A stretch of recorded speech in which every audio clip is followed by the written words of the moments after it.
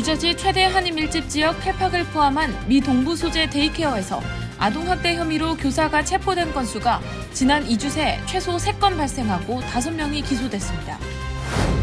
오늘 오전 뉴욕 웨스트체스터 카운티에서 스쿨버스와 SUV가 충돌하는 사고가 발생해 학생 5명이 부상을 입었습니다. 당초 오늘부터 시행 예정이었던 17세 이하 미성년자 대상 통금 조치가 거센 반발에 부딪혀 결국 취소됐습니다. 뉴욕시 의회가 약 3에이커의 새로운 공공공간, 호텔, 소매점 등을 포함하는 뉴욕시 최초 프로축구 경기장을 마련할 퀸즈 월렛츠 포인트의 재개발 계획을 승인했습니다. 뉴욕시에서 택배 도난 사건이 매일 수만 건씩 발생하고 있는 가운데 이를 방지하기 위한 대책으로 무료 택배 보관 서비스 Locker NYC가 시범 운영에 들어갑니다. 오늘 텍사스주 브랜햄에서 거대한 18륜 트럭 한 대가 정부 소속 건물을 향해 돌진하는 일이 발생해 최소 1명이 사망하고 15명이 부상, 이 중 2명의 생명이 위독한 상태입니다. 연방수사국 FBI가 지난달 러시아 공연장 테러 사건과 유사한 공격이 미국에서 발생할 가능성에 대해 우려하고 있는 것으로 나타났습니다.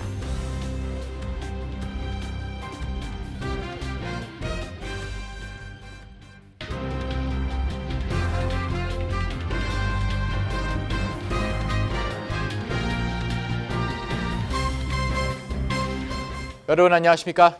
KBTV 뉴스 9 이창원입니다. 지난 2주 사이 뉴저지 최대 한인 밀집 지역 펠팍 포함 미 동부 소재 데이케어에서 아동학대 혐의로 교사가 체포된 건수가 최소 3건 발생하고 5명이 기소됐습니다. 특히 2주 전 펠팍에서 발생한 사건은 자녀를 둔 젊은 한인 부모 커뮤니티에 큰 충격을 주고 있습니다. 오늘의 첫 번째 소식 김은지 기자가 전합니다. 약 2주 전인 지난달 28일 뉴저지 최대 한인 밀집 타운인 팰리세이즈 파크 내 개인 주택에서 운영되고 있는 Dearest Angel 데이케어에서 24세 중국계 보육교사 N정 씨가 아동학대 혐의로 기소됐습니다. 버겐 카운티 검찰청과 팰리세이즈 파크 경찰국은 정 씨가 1살 남자아이를 돌보던 중 뜨거운 물이 담긴 욕조에 남아를 넣고 방치를 하면서 아이의 몸에 심각한 화상을 입었다고 판단했습니다. 정 씨는 2급 아동학대 혐의로 기소됐고 지난 2일 버겐 카운티 교도소에 수감됐습니다. 지난 9일에는 애틀란타 소재 선샤인 하우스 어린이집의 보육교사인 애슐리 마리오 코노가 2살 아이를 바닥으로 끌고 다니며 머리를 때리거나 여러 차례 바닥에 쓰러뜨리고 담요로 얼굴을 덮어 숨을 못 쉬게 하는 등 가혹 행위를 일삼아온 것으로 드러나 아동학대와 가중폭행 혐의로 체포됐습니다. 같은 날 엘라바마에서도 한 교회에서 운영되는 데이케어에서 59세 보육교사가 나무숟가락으로 아이들을 때리고 물어뜯는 등의 처벌을 가한 것으로 드러났습니다. 이를 아동학대로 신고하지 않은 이 교회 목사와 데이케어 원장 등 총 3명이 함께 기소됐습니다. 한편 지난달 초 사우스캐롤라이나 소재 마이 선샤인 아동발달센터에서 아이들을 발로 차고 구타하는 등의 혐의로 구금됐었던 한 전직 교사가 지난 10일 석방됐습니다. 법원은 석방된 교사 알렉산드리아 알라보에게 자신의 자녀 외 모든 아이들에게 접근 금지 명령을 내렸고 GPS 위치 추적기를 착용할 것을 지시했습니다. KBTV 뉴스 김은지입니다. 오늘 안개속 빗길 운전으로 교통 상황이 많이 안 좋았죠. 오늘 오전 뉴욕주 웨스트체스터 카운티에서 스쿨버스와 SUV가 충돌하는 사고가 발생했습니다. 이번 사고로 스쿨버스에 탑승 중이던 고등학생 5명이 부상을 입고 병원으로 이송됐습니다. 방복형 기자의 보도입니다. 어제부터 내린 비가 오늘 낮까지 이어지면서 도로가 곳곳에 물에 잠기고 빗길이 미끄러워 안전운전에 각별히 신경 쓰셔야겠습니다. 오늘 오전 뉴욕주 웨스트체스터에서 스쿨버스 한 대가 SUV 차량과 충돌해 스쿨버스에 탑승 중이던 학생 5명이 부상을 입는 사고가 발생했습니다. 오늘 오전 9시 30분경 웨스트체스터 카운티 내 요크타운에서 소형 스쿨버스와 SUV 차량이 충돌하며 스쿨버스의 앞면이 형체를 알아볼 수 없을 만큼 심하게 찌그러지고 훼손됐습니다. 스쿨버스와 충돌한 검은색 SUV 차량 역시 오른쪽 앞바퀴가 빠지고 차체가 내려앉으며 심하게 훼손됐습니다. 이번 사고로 스쿨버스 안에 탑승 중이던 고등학생 7명 가운데 5명이 부상을 입고 병원으로 이송됐습니다. 수사당국은 생명에는 지장이 없는 상태라고 덧붙였습니다. 요크타운 경찰국은 초기 수사 결과 SUV 운전자가 의학적으로 응급 상태에 빠지면서 스쿨버스와 충돌하게 된 것으로 파악됐다고 밝혔습니다. 사고를 낸 SUV 차량 운전자 역시 검진을 위해 병원으로 이송됐습니다. 이번 사고로 웨스트체스터 바저 스트릿과 와일드우드 스트릿 잉글 루트 132 도로가 폐쇄됐으며 여전히 수사는 진행 중입니다. KBTV 뉴스 방복현입니다. 당초 오늘부터 누악시에 시행 예정이었던 17세 이하 미성년자 대상 통금 조치가 거센 반발에 부딪혀 결국 취소됐습니다. 계속해서 방복현 기자의 보도입니다. 뉴요크 시장실은 오늘 저녁부터 시행될 예정이었던 미성년자 대상 통행 금지 시행이 취소됐음을 발표했습니다. 앞서 라스바라카 뉴욕시장과 프리츠 프라제 공공안전국장은 청소년들이 밤 시간에 부모나 보호자의 감독하에 있을 것을 의무화하도록 하며 매일 밤 11시부터 다음날 오전 5시 30분까지 거주지에서 100야드 이상 떨어진 곳에 통행을 금지하는 조례를 시행한다고 밝힌 바 있습니다. 이를 위반하는 미성년자는 먼저 구두 경고를 받고 집으로 인계되며 2차례 이상 적발된 미성년자는 청소년 위기시설로 이송된 후 보호자에게 인도됩니다. 더 심할 경우에는 부모가 직접 아동 및 가족 서비스국에 신고될 수도 있습니다. 이 같은 조치가 취소된 이유는 주민들의 찬반 논쟁이 첨예하게 갈렸기 때문입니다. 먼저 찬성하는 부모들은 자녀의 안전을 위해 밤 11시 이후 통금 정책은 그다지 부담스럽지 않다는 입장입니다. Kids should have freedom, but I feel like this will help during the summer months just to keep kids protected. If it's after 11 anyways, what are they doing on the street? 반면 반대하는 입장 주민들은 아이들에게 강제적인 정책이라고 비난했습니다. Get into the community and talk to these kids and see exactly what they would want instead of imposing and trying to incentivize a curfew on kids that you don't even really know. You don't know their living situation. 가족의 일을 돕는 청소년들의 부모들 역시 반기지 않았습니다. How many are important breadwinners in the home? They may not be the sole breadwinner in the home, but they are contributing in a significant way. So they have to work. They work at night. I see. 뉴욕시의 이번 취소 발표 이후 반대 입장이 반영된 향후 대책 방안이 나올지 지역사회 주민들의 기초가 주목되고 있습니다. KBTV 뉴스 방복현입니다. 윌리스 포인트 재개발 계획이 뉴욕시 의회의 승인을 받았습니다. 이 프로젝트는 공공공간, 호텔, 소매점 등을 포함하는 2만 5천석 규모의 프로축구 경기장을 건설하는 내용입니다. 경기장은 민간 자금으로 조달되며 오는 2027년까지 완공될 것으로 예상됩니다. 전장희 기자의 보도입니다. 뉴욕시 도시계획위원회는 약 3에이커의 새로운 공공공간, 호텔, 소매점 등을 포함하는 도시 최초의 프로축구 경기장을 마련할 윌리스 포인트 재개발 계획을 승인했습니다. 의회의 승인에 따라 퀸즈 쓰리필드 옆에는 2만 5천석 규모의 뉴욕시리 풋볼 클럽이 유치되는데 이는 민간 자금으로 조달된 7억 8천만 달러가 투입됩니다. 재개발 계획은 경기장 외에도 윌리스 포인트에 2,500채의 저렴한 주택, 초등학교, 8만 평방피트의 소매 공간 등이 들어설 계획입니다. 에릭 아담스 시장은 시청에서 열린 축하 행사에서 우리는 뉴욕시를 위한 중요한 목표를 달성했다고 밝히고 지역사회 일자리가 크게 증가할 것이라고 말했습니다. 에릭 아담스 뉴욕시장은 취임 직후부터 윌리스 포인트 재개발 주최 측과 접촉해 재개발 프로젝트를 추진해 왔습니다. 앞서 도노반 리처드 퀸즈 보로장은 경기장을 포함하는 윌리스 포인트 재개발 계획의 2단계를 조건에 따라 승인하라는 권고안을 발표한 바 있습니다. 한편 신청팀은 자치구장과 지역의회 의원과 협력해 축구 경기장 내부 및 주변의 지역 노점상 그리고 영업점을 위한 상호 합의 가능한 배정을 결정해야 합니다.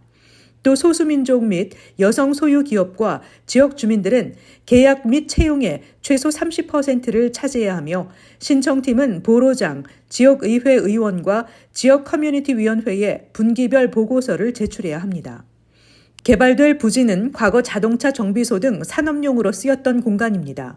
오랜 시간 정비소 등으로 사용된 탓에 이 부지는 철의 삼각지대, 제2의 계곡으로 불리기도 했습니다. 뉴욕시는 이 프로젝트로 앞으로 30년 동안 61억 달러 규모의 경제 효과를 창출할 수 있을 것으로 기대하고 있습니다. KBTV 뉴스 전상입니다.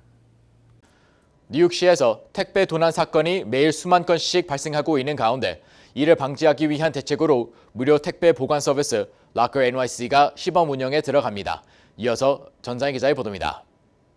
뉴욕시에서는 하루 평균 9만 건 이상의 택배 도난 사건이 접수되고 있습니다. 도난당한 피해를 입는 주민이 꾸준히 급증하자 뉴욕시는 무료 보관 서비스인 락커 NYC 시범 시행에 돌입한다고 밝혔습니다. 아담스 시장은 수천 달러에 달하는 수만 개의 택배가 매일 현관 앞에서 로비에서 도난당하고 있으며 이를 해결하기 위해 적극적인 대책 마련에 나설 것이라고 밝혔습니다.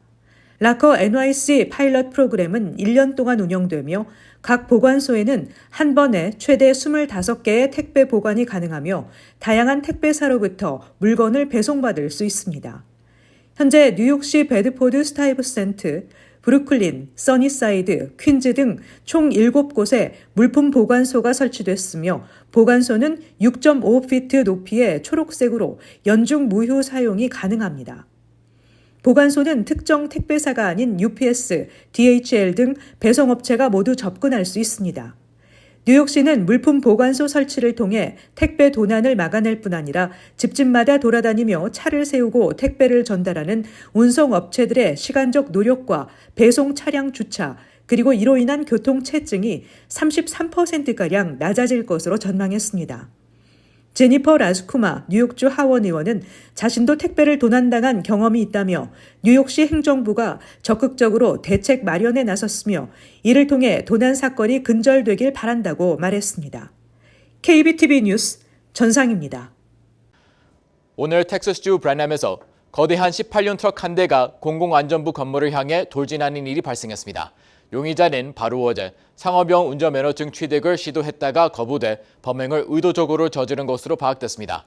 최소 1명이 사망하고 15명이 다쳤습니다. 보도에 기람이 기자입니다. 오늘 오전 10시 41분경 텍사스 남동부 지역 공공안전부 건물 한쪽이 산산조각 났습니다. 잔해 더미 뒤로는 건물을 향해 돌진했던 18륜의 거대한 트럭이 멈춰서 있습니다. 건물과 트럭 모두 크게 파손됐고 이번 사고로 1명이 사망하고 최소 15명이 부상을 입었습니다. 사상자 중에는 사무실 직원뿐 아니라 용건이 있어 찾아온 주민들도 포함됐습니다. 매우 위독한 상태인 부상자 3명은 헬리콥터를 통해 지역병원으로 급히 이송됐고 나머지 부상자는 구급차로 실려가거나 현장에서 치료를 받았습니다. 경찰은 현장에서 운전자로 의심되는 용의자를 즉각 체포했고 용의자는 치료를 거부한 것으로 알려졌습니다. 이번 사건은 전날인 어제 상업용 운전면허 취득이 거부된 용의자가 18륜 트럭을 훔치고 해를 끼칠 의도로 돌아와 의도적으로 저지른 사건이라고 밝혔습니다. 경찰 당국은 오늘 아침 사건이 발생하기 전 도난당한 18륜 트럭을 추적하던 중 발생했다고 밝히며 지역사회에 더 이상의 위협은 없다고 전했습니다. KBTV 뉴스 길려민입니다. 연방수사국 FBI가 지난달 최소 144명의 사망자를 낸 러시아 공연장 테러 사건과 유사한 공격이 미국에서 발생할 가능성에 대해 우려하고 있는 것으로 나타났습니다.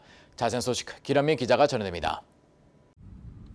어제 로이터 통신에 따르면 크리스토퍼 레이 FBI 국장은 이날 예산 관련 청문회에 출석해 의원들에게 법 집행기관에서의 경력을 되돌아보면 공공안전과 국가안보에 대한 위협이 한꺼번에 많았던 시기는 생각하기 어려울 것이라며 하지만 오늘 이 자리에 앉아있는 지금이 바로 그런 때라고 말했습니다. 미 정부 인사들은 그동안 현재 진행형인 이스라엘과 팔레스타인 무장정파 하마스 전쟁에 영향을 받은 개인 또는 소규모 집단이 미국에 대한 공격을 감행할 가능성을 우려해왔습니다. 이런 가운데 지난달 말 모스크바 공연장 테러가 벌어지자 미국에 대한 조직적 공격에 대한 여지를 두고 우려가 더 깊어졌습니다. 지난 3월 22일 밤 발생한 모스크바 공연장 테러는 사망자만 최소 144명에 달했고 수많은 부상자를 냈습니다. 레이 국장은 불과 몇 주 전 러시아 콘서트홀에서 본 이슬람 국가 호라산 공격과 유사한 조직적 공격이 국내에서 발생할 가능성이 있다고 밝혔습니다.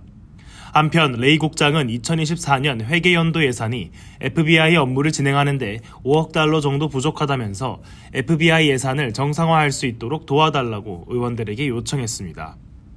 또 이번 달 만료 예정인 감시 프로그램이 미국의 적들에 대한 필수적 도구라고 강조하며 의원들에게 갱신을 도와줄 것도 언급했습니다. 레이 국장은 의원들에게 국가안보에 매우 중요하며 우리는 지금 위기의 순간에 처해 있다고 말했습니다. 그러나 공화당 하원 의원인 마이크 가르시아는 이날 청문회에서 레이 국장에게 솔직히 말씀드리자면 저는 당신을 믿지 않는다며 저는 이것이 FBI에 대한 자금 조달 문제 때문이라고 생각하지 않는다고 말했습니다. 도널드 트럼프 전 대통령 측은 해외정보감시법으로 인해 이른바 러시아 스캔들이 촉발되는 등 피해를 입었다고 보고 감시 프로그램의 중단을 촉구해왔습니다. KBTV 뉴스 길려민입니다. 재외동포청은 인천 연수구에 있는 재외동포청 청사에서 정책자문위원 위촉식을 열었다고 지난 11일 밝혔습니다. 정책자문위원회는 재외동포 정책과 주요 사업과 관련 각계 전문가의 심층적이고 포괄적인 자문 및 현안에 대해 수시로 논의하기 위해 설치됐으며 재외동포, 언론, 교육, 경제 등 11명이 초대 자문위원으로 위촉됐습니다. 위촉식에는 위원장인 박인기 경인교대 명예교수를 비롯해 고상구 베트남 K&K 트레이딩 회장, 이진영 인하대 교수, 최미영 미국 다솜학교 교장, 박기태 사이버 외교사절단 반크 단장 등 11명이 참석했습니다. 최고 명문대로 꼽히는 하버드 대학도 입학 전형에서 SAT와 ACT 등 시험 점수 제출을 다시 의무화하기로 했습니다. 하버드대는 어제 올해 말 시작되는 2025년 가을학기 신입생 선발을 위한 입학 전형부터 SAT와 ACT 시험 점수를 반드시 제출해야 한다며 지원자가 해당 시험을 치를 수 없는 예외적인 경우에 한해 AP 및 IB 등 특정 시험 점수 제출이 허용된다고 밝혔습니다. 하버드대는 코로나19 사태로 인해 2020년부터 입학 전형에서 SAT와 ACT 시험 점수 제출 의무를 중단하고 지원자의 선택사항으로 변경했습니다. 하버드대는 이날 SAT 시험 점수 제출 의무화 재개를 선언하면서 표준화된 시험 점수가 학생의 학업 성공에 상당한 예측력을 갖고 있다는 연구 결과를 내세웠습니다. 어제 저녁 6시 뉴욕시 맨해튼 54스트릿에 위치한 지그펠드 볼룸에서 뉴욕 한인 봉사센터의 51주년 갈라 행사가 개최됐습니다. 뉴욕 한인 봉사센터는 한인들의 미국 이민이 본격화되던 1973년에 설립된 미 동부 최초의 한인사회 전문 복지관으로 반세기가 넘는 동안 한인 커뮤니티에서 시니어를 섬기고 다양한 교육 프로그램과 행사를 주최하며 세대 간 문화 교량 역할을 해왔습니다. 뉴욕에서 처음 시작된 KCS는 현재 맨해튼, 코로나, 플러싱, 뉴저지 등 10곳의 장소에서 노인복지, 공공보건연구, 정신건강, 인력개발, 교육과 이민법률 서비스 등을 제공하며 하루 평균 1,000명 이상에게 다양한 사회복지 서비스를 제공하고 있습니다. 어제 행사에서는 KCC의 창립자인 마계은 박사에게 공로상을 수여했고 또 51주년 KCS 갈라의 기금 마련을 위한 주류 및 물품 경매도 이어졌습니다. 조병창 전 뉴욕 한인 회장이 설립한 조 파운데이션 장학재단이 제17회 2024년도 장학생을 선발합니다. 올해 장학금 지급을 위한 선발 인원은 총 10명으로 1인당 $2,000씩 총 $20,000가 수여됩니다. 지원 자격은 2024년 가을 대학 입학 예정자 또는 재학생으로 신청서 및 각종 제출 서류는 장학재단 웹사이트를 통해 확인할 수 있습니다. 신청 마감은 5월 15일이며 장학생 선정 발표는 같은 달 30일 장학재단 웹사이트에 발표함과 동시에 개별 통지되고 수여식은 오는 8월 20일 뉴욕 한인회에서 열립니다. 잠시 후 커뮤니티 브리핑을 전해드립니다.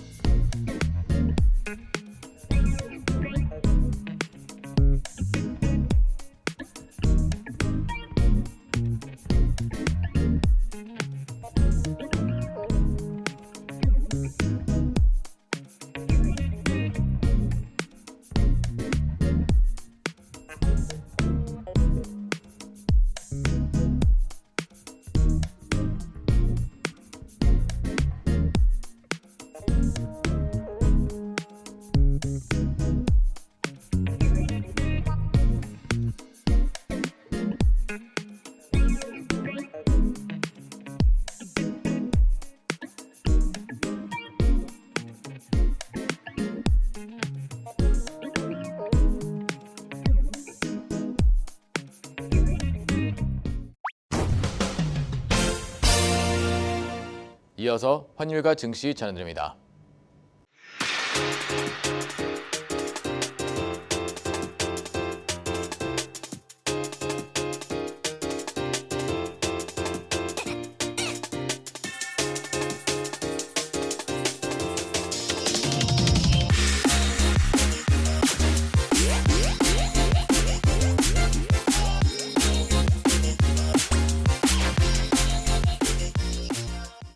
잠시 후 뉴욕과 뉴저지 날씨 전해드립니다.